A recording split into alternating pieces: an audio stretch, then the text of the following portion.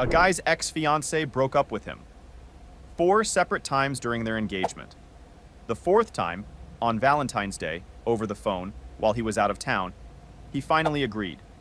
Said, "Bring back the ring and pick up your stuff." Simple, right?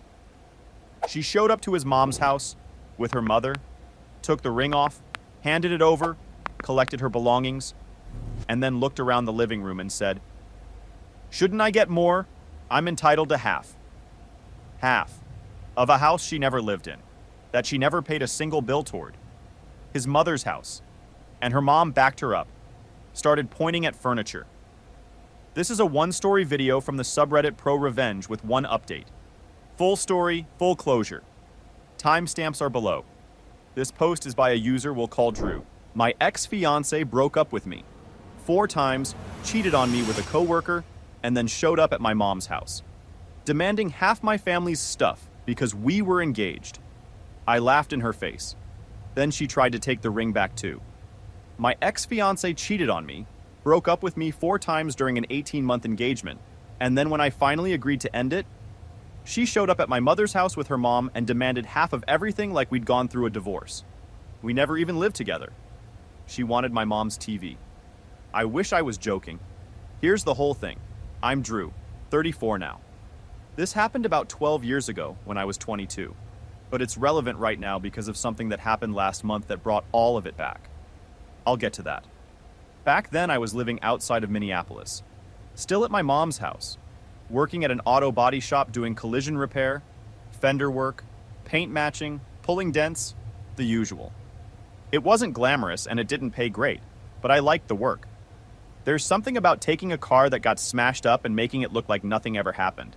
You fix what's broken and move on. Clean. Simple. Wish relationships worked the same way. I was young. Naive. The kind of kid who thought love was something you found once and it just worked forever. Like a light switch. Nobody told me that wasn't how it went. Or maybe they did, and I wasn't listening. Probably the second one. My buddy Kyle was the opposite of me in every way when it came to women. He'd been through like 4 girlfriends in 2 years and treated each breakup like a Tuesday. On to the next one was literally his philosophy. I thought he was cold. Turns out he was just realistic. I was the romantic. I was the idiot who thought finding the one at 20 was normal and not statistically unlikely. Kyle tried to warn me about a lot of what happened next. I didn't listen to any of it. Allie. Met her when I was 20. She was 19. Friend of a friend's girlfriend. We ended up at the same house party and spent the whole night talking on somebody's back porch while everybody else was inside. She was funny. Quick. Had this way of making you feel like you were the only person in the room even when there were 30 other people around. We talked until like 2 a.m. and I drove home that night thinking about her the entire way. First girl I ever said I love you to. First real relationship I'd ever had that felt like it was actually going somewhere. First time I ever thought, this is the person I'm going to be with. Just knew it. Felt it in my chest. 20-year-olds are very confident about things they have no experience with. That's both our best and worst quality. We dated for about 2 years, and things were genuinely good. Or at least I thought they were. She was living with her mom, Paula. I was living with mine. Both of us working, both saving. The plan was to eventually get our own place. Combine our savings, split the rent, build something together. Normal young couple stuff. We'd drive around on weekends looking at apartment listings and talking about what kind of couch we'd get. Stupid, happy stuff that felt like the most important thing in the world at the time. My mom liked Allie. She liked her. That mattered to me because my mom's a good judge of character about most things. She just couldn't see what was coming any better than I could. Or maybe she could and didn't want to ruin it for me. Moms do that sometimes. Then Allie got a second job. She started working evenings at a convenience store. One of those gas station places that's open till midnight. Said she wanted to save faster so she could buy a car and we could start looking at apartments. Made sense. I respected the hustle. I was barely scraping by at the body shop. Collision repair pays okay once you've got experience. But at 22, I was still near the bottom of the ladder. I wasn't in a position to speed things up on my end, so her picking up extra shifts felt like progress. Like we were both working toward the same thing. After a few months at this job, something shifted. Not overnight, more like a slow leak. She was on her phone more, laughed less when we were together. Started canceling plans with these half excuses that didn't quite land. I'm tired. I picked up an extra shift. Jen wants to hang out. Nothing you could point to on its own, but together it added up to a feeling I couldn't shake. One time she told me she had to cover someone's shift, and then I saw her car parked at an apartment complex on the other side of town, nowhere near the store. I drove past it on the way to Kyle's place and just saw it, sitting there. Her little blue Honda that she'd saved up for and was so proud of. At an apartment I didn't recognize. On a night she told me she was at work. I didn't say anything. Told myself I was being paranoid. Told myself there was probably an explanation. Maybe she was visiting somebody. Maybe Jen lived there. Maybe I was losing my mind. You tell yourself a lot of things when the truth is worse than the uncertainty. Then she started giving one of her coworkers rides home after their shifts. A guy named Dylan. She mentioned him once, real casual, the way you'd mention the weather. Dylan lives on my way, so I give him a ride. It's no big deal. Fine, whatever. People give coworkers rides. Didn't think twice about it. Kyle raised an eyebrow when I told him, but Kyle raised an eyebrow about everything. Finding out. I found out from 2 different sources in the same week, which pretty much eliminated any chance it was a rumor. First was one of her coworkers, a girl named Jen, who worked the same shift at the store. Jen pulled me aside at a party and said she thought I should know that Allie and Dylan had been hanging out after work. Not just the ride home, hanging out. At his apartment. Late. Multiple times a week. She said she'd watched it happen for weeks and felt guilty about not saying something sooner. I thanked her.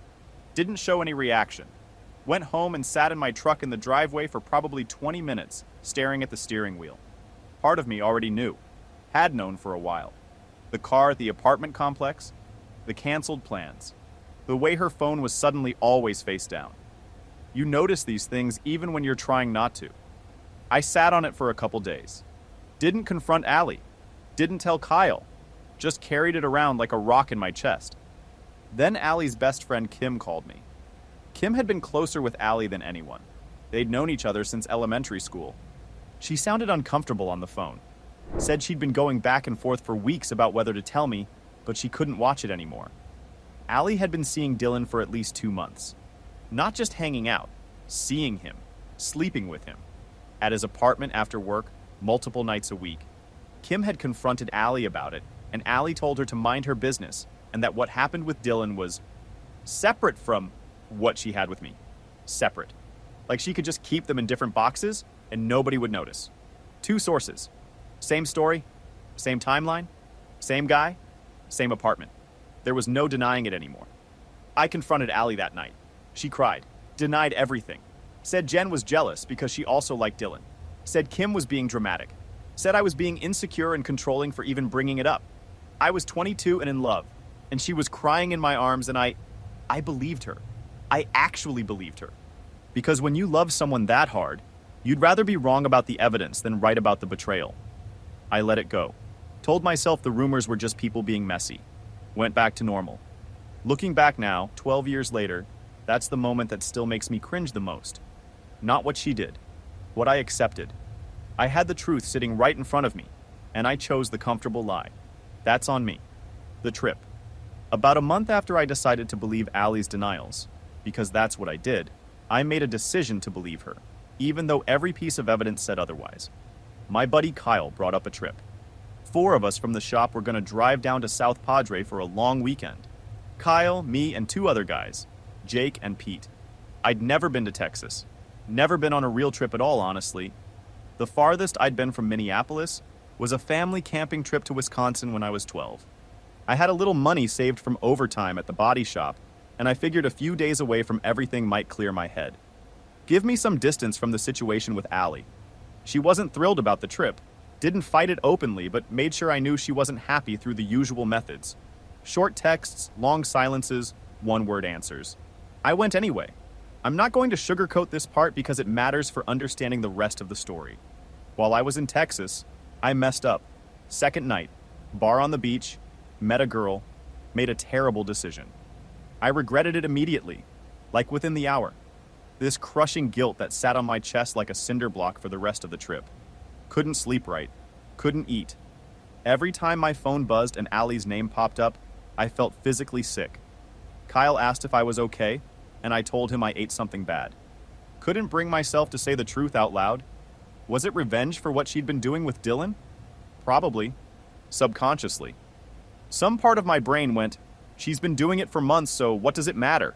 And that part won for one night. But that's not an excuse, and I'm not pretending it is. I did a bad thing. I carry it. I'm not the victim of that particular moment. I'm the cause. When I got back to Minneapolis, I was such a mess of guilt and confusion that I did the dumbest thing I've ever done in my life. And that includes the time I tried to fix a dent with a plunger at the shop. I went straight to a jewelry store and bought an engagement ring. A ring. That was my solution. Not therapy, not an honest conversation, not breaking up with a girl who was already cheating on me.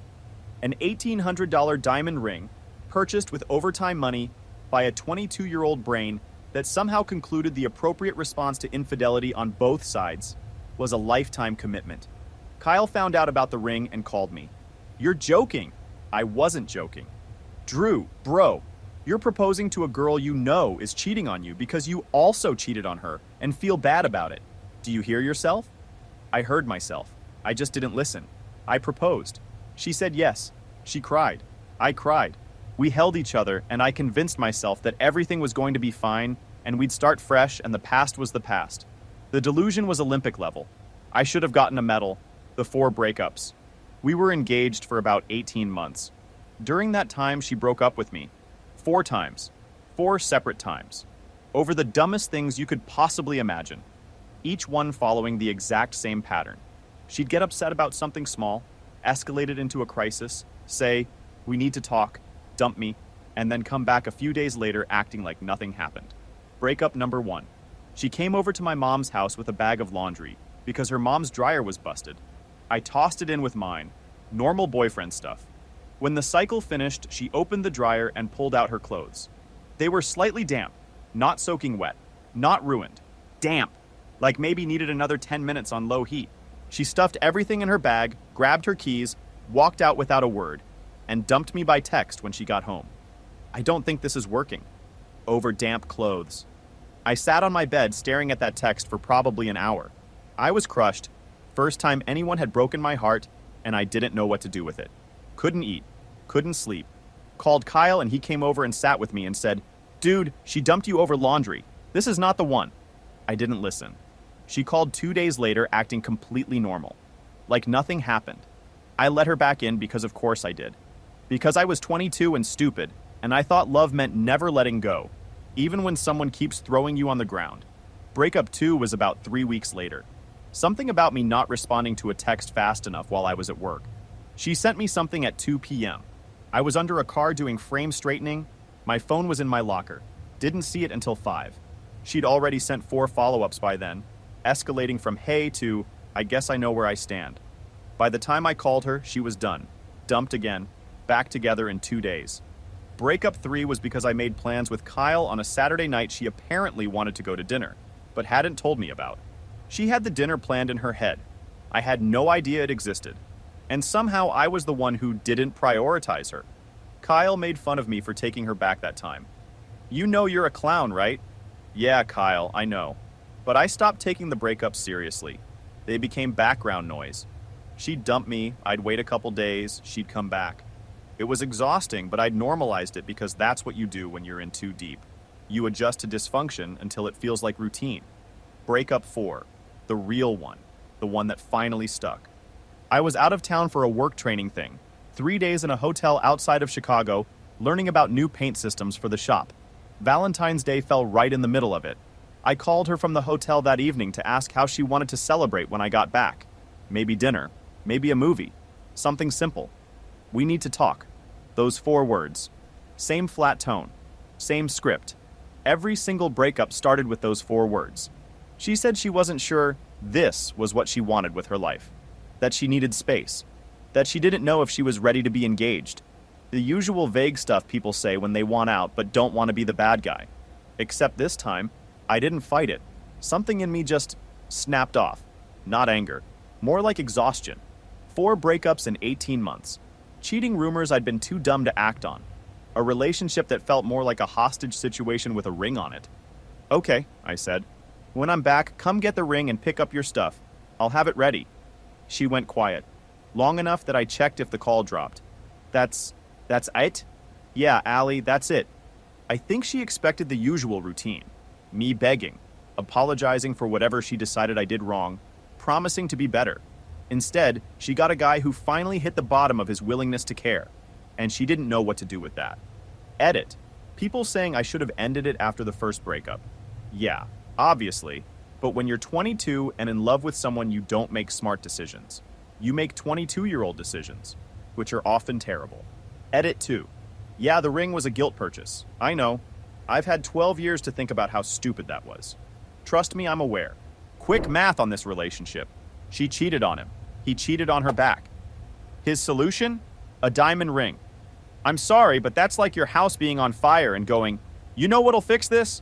A second, smaller fire. Also, 4 breakups during one engagement is insane. That's averaging 1 breakup every 4.5 months. At that point, it's not a relationship.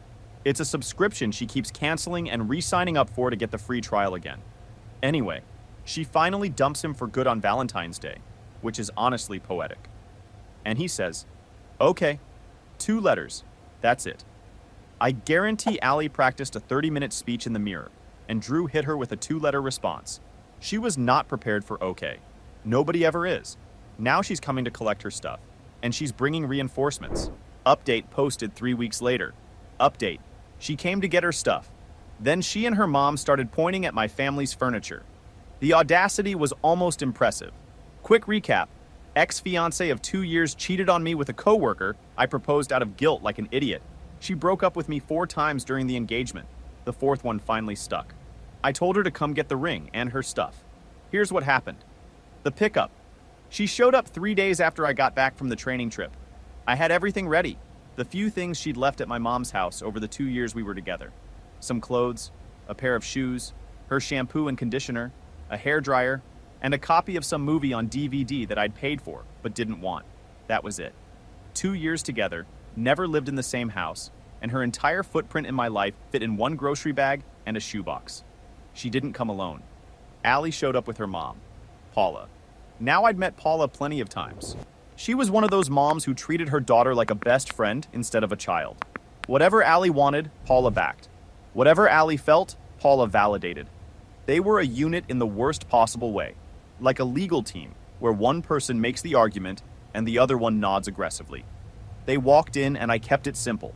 Handed Allie the grocery bag and the shoebox. She set them down, pulled the ring off her finger, and gave it to me. Fine. Mature. I thought we were done. Then she looked around my mom's living room, slowly, like she was appraising the place, and she said something that I will remember until the day I die. Shouldn't I get more? I must have made a face because she immediately doubled down. I mean, we were engaged. I should get more stuff. I'm entitled to half, right? I laughed. Not a polite laugh. A real one. The kind that comes out before your brain can stop it. I was standing in my mother's living room holding a ring I'd bought out of guilt for a woman who'd broken up with me 4 times. And she was telling me she deserved half. Half of what? We never lived together, never shared a lease, never split a bill. She'd never paid a single dollar toward anything in that house. It was my mother's house, my mother's furniture, my mother's TV. Half of what, Allie? We don't even live together. This isn't your stuff. It's not even my stuff. It's my mom's. That's when Paula stepped in. She started walking around the living room, my mother's living room, in my mother's house, pointing at things. The TV, the bookshelf, a lamp on the side table that had been there since I was literally a child. Well, you've been together for years and she's invested a lot of time in this relationship. That should count for something. Time has value. Time. She invested time. Like she'd been clocking in and was owed overtime and a severance package. I'm not giving you my mother's furniture, Paula. It's not about the specific items. It's about the principle. The principle of what? She dumped me 4 times. She ended this on Valentine's Day while I was in a hotel room, and now she wants furniture from a house she never lived in? That belongs to my mother who isn't even here right now? Allie jumped in. Her voice got that shaky thing it always did right before she cried. I just feel like after everything we've been through, 2 years, an engagement, all the time I put in, I should walk away with something. That's not crazy. You're walking away with your clothes, your shampoo, your hairdryer, and a DVD that I paid for but don't want. That's everything you own that was in this house. That is literally it. There is nothing else here that belongs to you. What about the ring? I bought the ring. You gave it back. It's mine. But it was my ring. It was your ring while we were engaged. We're not engaged anymore. Because you ended it. For the 4th time. They kept going for another 5 minutes or so. Paula pointed at a picture frame on the wall. A family photo of me and my mom from like 10 years ago. Allie mentioned the coffee maker. The coffee maker that my mother bought. With her own money.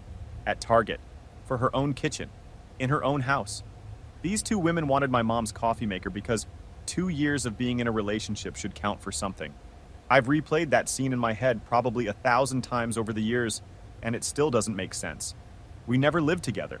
She never paid a bill. She never contributed a single dollar to anything in that house. And she was pointing at appliances like she was filing a claim. I walked to the front door and opened it. Wide. We're done here. Take your bag and leave. Paula huffed something about this not being fair and started toward the door. Allie picked up the grocery bag and the shoebox. Stood at the front step for a second, looking at me with this expression I'd seen at least 3 times before. The one she wore right before breakups 2 and 3. The wounded look, the soft eyes, the slight tilt of the head. She was waiting for me to blink, to say wait, to say I didn't mean it, to ask her to come back. Same play she'd been running for 2 years straight. Except this time, there was no pull. Nothing. The hook was gone.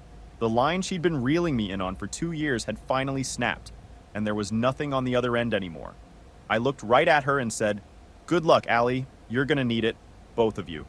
She opened her mouth, closed it, looked at her mom, looked back at me, then turned around, got in Paula's car, and drove away. My mom came home about an hour later, and I told her what happened.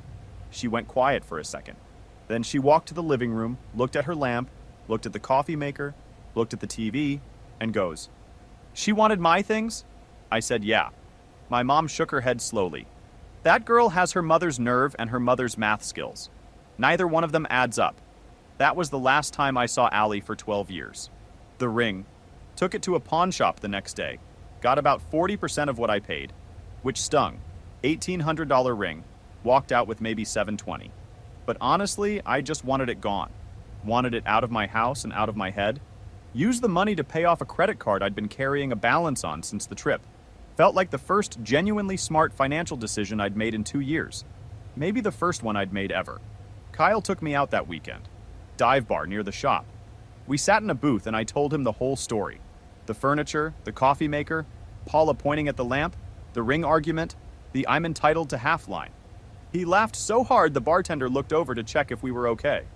"She wanted the lamp? Your mom's lamp? The one with the ugly shade that's been sitting in the same spot since we were in middle school? That exact lamp. Bro." He took a sip and shook his head. "You didn't dodge a bullet. You dodged a whole missile. Like a surface-to-air missile. That thing was locked on and tracking you and somehow you survived." He wasn't wrong. He'd been right about everything from the beginning. About Allie. About the ring.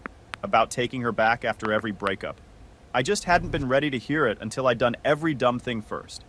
"You know what the worst part is?" I told him. "She never even apologized. For any of it. Not the cheating, not the breakups, not the furniture thing, nothing. She just left. And I don't think she thinks she did anything wrong." Kyle looked at me for a second. "Some people don't, man. Some people go through their whole life thinking everybody else is the problem. And there's nothing you can do about it except not be standing next to them when it all falls apart." That stuck with me. Still does. 12 years later. Here's why I'm writing this now. Not because of what happened back then. I processed that a long time ago. But because of something that happened last month that brought all of it rushing back. I'm 34. Married. My wife Hannah and I have been together 7 years. Married for 4. We own a house in Woodbury. 3 bedrooms, good neighborhood, a garage I've been slowly turning into a proper workshop on weekends. I left the body shop years ago, and now I run the collision department at a dealership group.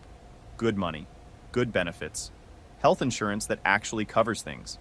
The kind of stable, quiet life I couldn't have imagined at 22 when I was buying guilt rings and ignoring red flags. Hannah is an occupational therapist. She works with kids, mostly developmental stuff, helping them build motor skills and learn how to navigate the world. She's the most patient human being I've ever met, which I think you'd have to be to put up with me. She knows the full Allie story. I told her early on because I believe in being honest about the dumb things you did when you were young, so the person you're with knows exactly who they're getting. She laughed at the damp laundry breakup, said, "If I dumped you every time you left clothes in the dryer too long, we'd have broken up 400 times. She's right. We've got a dog named Breaks, short for no brakes, which is what I said the first time he sprinted across the yard as a puppy and crashed into the fence at full speed without slowing down. He's 4 now, still has no brakes. Name holds up. About a month ago, I was at a grocery store. Saturday morning. Nothing special. Just the usual weekend run. Hannah gave me a list, and I was working through it aisle by aisle the way I always do. Top to bottom. Efficient. I was in the cereal section comparing 2 brands that looked identical, but one cost $2 more, when somebody said my name. I turned around and it was Allie. She looked different. Older, obviously. 12 years will do that. But tired in a way that wasn't about sleep. The kind of tired that lives in your eyes and your shoulders. She was with a kid, a girl, maybe 4 or 5, who was holding a juice box and kicking the bottom of the cart rhythmically. Allie had that look parents get when they've been running on fumes for weeks, and the tank is still empty. "Oh my God, Drew, it's been forever!" I was polite. Said hi. "How are you?" The surface stuff you do when you run into someone from another lifetime. She said she was good. Living with my mom again, going through a divorce. She said it casually, like mentioning the weather, but the weight of it was right there in her voice. You could hear it. I didn't ask details. Didn't need them. Didn't want them. Then she looked at my hand, my wedding band. Her eyes stayed on it for a second longer than normal. "You got married?" "Yeah, 7 years." "Wow, that's really great, Drew." She didn't sound like she thought it was great. She sounded like someone standing outside a restaurant they can't afford. Do you ever think about us?" I'm gonna be honest. In that moment, standing in a grocery store cereal aisle holding a box of whatever, I felt something. Not for her, for the kid I used to be. The 22-year-old who bought a guilt ring and chased a girl who broke up with him 4 times. I felt sad for that version of me, and grateful that he eventually grew up. "No," I said. "I don't." She nodded. Didn't push it. Said it was good to see me. I said the same thing back because that's what you say. She walked away with her cart and her kid, and I stood there in the cereal aisle for maybe 30 seconds just processing. 12 years collapsed into one aisle. Everything I'd felt back then, the love, the betrayal, the guilt, the furniture confrontation, all of it flashed through like a highlight reel and then just sort of faded out. Like turning off a TV. Screen goes dark. Move on. Grabbed the cereal. Went home. Told Hannah about it while we unloaded groceries. She listened the whole time without interrupting. Set down a bag of apples, looked at me with that half smile she does when she's about to say something perfect, and said, "Did she try to take the cereal?" I love that woman. I love her so much it's honestly ridiculous. What it taught me. Allie wasn't evil. I need to be clear about that. She was young and selfish and had a mother who taught her that relationships were transactions, where the other person always owed you something. The entitlement at the end, the furniture, the coffee maker, the lamp, the half, that wasn't something she came up with on her own. That was learned. That was Paula. Paula raised a girl who genuinely believed that time invested in another person entitled you to their property. Not their love, not their respect, not even their friendship, their stuff, their physical belongings. Like a relationship was a job, and a breakup was a layoff, and she was owed a severance package. And I was dumb too. I was so dumb it's almost funny if you don't think about it too hard. I ignored the cheating when 2 separate people told me it was happening. I proposed out of guilt instead of having an honest conversation. I let her break up with me 4 times and kept taking her back, because being alone scared me more than being treated badly. I was so afraid of losing something that wasn't even good for me that I held on until my hands were raw. That's not all her fault. A lot of it is mine. I enabled every bit of it by not having enough self-respect to walk away the first time, or the second time, or the third time. Every time she came back and I opened the door, I was telling her that the behavior was acceptable, and she believed me. Why wouldn't she? But the moment she stood in my mom's living room and said, "I'm entitled to half," that was the moment I understood something I've carried with me every day since. Some people don't love you. They love what you provide, the stability, the comfort, the stuff. And the second you stop providing it, or the second they decide they don't need it anymore, they'll try to take whatever they can carry on the way out the door. I don't hate Allie. I haven't for years. But I'm grateful. Grateful that she showed me who she was before I actually married her. Before we shared a lease or a bank account or a mortgage. Before there were kids involved or assets to divide. She showed me at 22 what I needed to see. So that when I met Hannah at 27, I recognized the difference between someone who loves you and someone who loves your utility. Good luck, Allie. I said it then standing on my mom's porch. I mean it now standing in my own house with a woman who would never point at a lamp and call it hers. Oh, one thing that still bugs me. When we were together, she borrowed my favorite hoodie, gray zip-up. Nothing expensive. I'd had it since high school. It was broken imperfectly, the kind of soft that takes years to achieve. She never gave it back. I didn't think to ask for it during the pickup because I was too busy defending my mother's lamp. I've bought probably 10 hoodies since then trying to replace it. Gray zip-ups, different brands, different fits. None of them are the same. You can't recreate 10 years of wear. That softness doesn't come from a store. It comes from time. Kind of like relationships, I guess. The good ones take time to break in. The bad ones just break. Probably never gonna find another hoodie like that one. Anyway, wife's great, dog's fast, workshop's coming along, life's good. Edit. People asking about Dylan. No idea what happened to him. Don't care. He was a chapter in somebody else's story, and I closed that book 12 years ago. Edit 2. Breaks update since people keep asking. He's asleep on the couch right now, still 0 breaks. Vet says he's energetic. That's one word for it. He knocked over the Christmas tree last year and then sat in the wreckage looking proud of himself. We don't deserve dogs, honestly. I need to talk about Paula for a second. Paula walked into somebody else's house, a house her daughter never lived in, never paid rent on, never even had a key to, and started pointing at a lamp like she was at an auction. A lamp. That's been on the same side table since before her daughter had a driver's license. Ma'am, that is not your lamp. That has never been your lamp. That lamp has been in that living room longer than your daughter's been in this man's life. The confidence it takes to walk into a stranger's home and claim their coffee maker because your daughter dated their son. That's not entitlement. That's a mental illness with a handbag. And the grocery store thing 12 years later, Drew's married. Dog named Breaks. Workshop in the garage. And Allie's back at her mom's house. Again. Probably still trying to claim half the lamp. Some people figure it out. Some people just keep running the same play and wondering why it stopped working. Drew figured it out. Allie's still running the play. So if you enjoyed today's story, go ahead and hit the like button. Subscribe if you haven't already. All the links are in the description below. Thank you guys for watching. It really does mean a lot. And having said all that, I will see you in the next one. Peace.